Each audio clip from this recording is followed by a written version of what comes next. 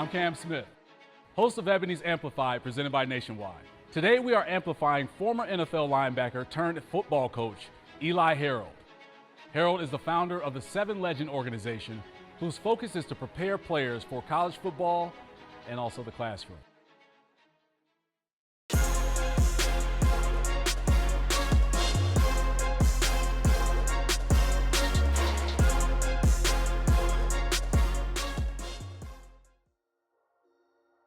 What's up, everybody? Cam Smith, host of Ebony's Amplified, presented by Nationwide. And I have sitting with me retired linebacker for the San Francisco 49ers, Eli Harold. Cavalier, went to Virginia, played your ball there, man. But just a natural athlete, but also just an impactful person off the field and off your respective athletic environment. So, how are you doing, man? Because we were having a conversation before we started, and I can't wait to get into Eli's origin story, because I believe that everyone's superheroes, everyone has an origin story, but I can't wait to get into your origin story. So how you doing? I'm blessed, man. Blessed. Loving where I'm at in life. Nice. All right. As I mentioned, multiple sports that you excelled in, right? But especially when it comes to football. But take me back to that first moment where you realized, man, I just love sports, but especially this game of football. I really fell in love with football, watching Vic, watching Percy, watching Sean Taylor, Percy Harvin, watching him, Michael Vick, seeing all those guys, man, they were real live superheroes to me. And taking off, you reached the highest of the highs when it comes to the sport of football and being in the NFL and having a career there. So with that platform, you were able to use your status, your title, your name, your experience to help others. And you did that by founding the Seven Legend organization. So you got to tell me, going back to that creation, the vision of it, and has that vision held up? So I'll never forget, I think I was in about 4th grade when I first started playing tackle. My mom would always tell me about the number 7, his number of completion, and it was just a powerful number. And then it just so happened Vic was wearing it. So I took it on, and I always just had that in the back of my mind. I lost my mother to pancreatic cancer when I was 16. So from that moment, I kind of came up with the phrase, Seven Legend, and I didn't really understand it.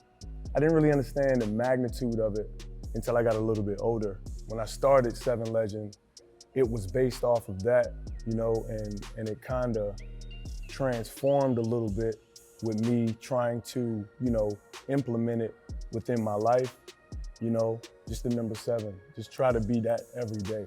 Try to be that completed project every day in my life, and in order to do that, I had to incorporate youth.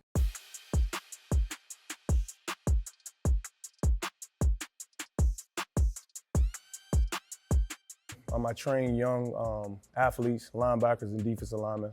And with the training, I try to give them life skills as well, trying to kind of mentor them a little bit.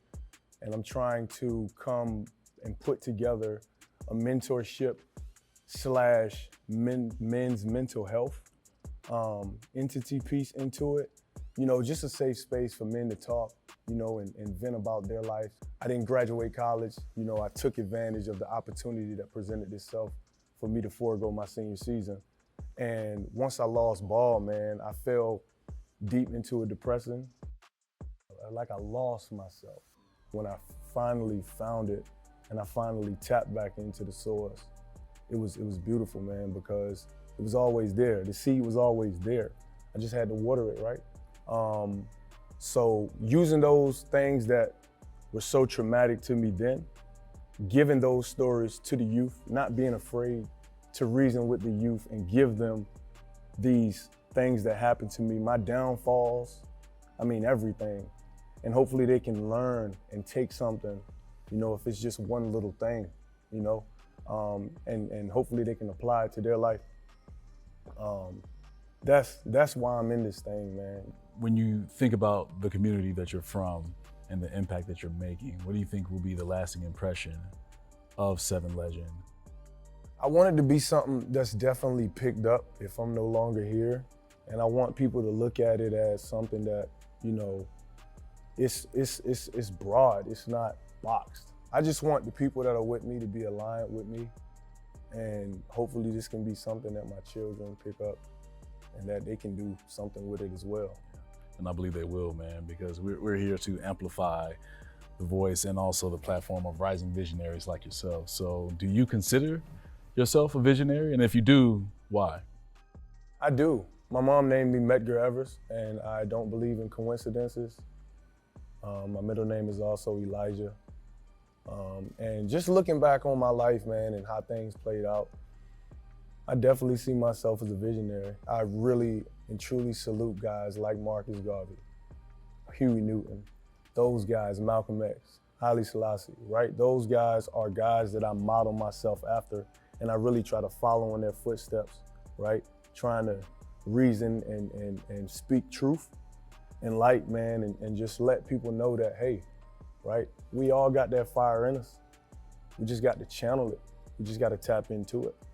So that's me. I definitely see myself as a visionary. Absolutely. You channeled that fire from the football field as a linebacker during your time in the NFL to impacting your community. And so many different youth out there, man, and making sure that they can maximize who they are on the field, off the field, but just as a person in general. So I consider you a visionary.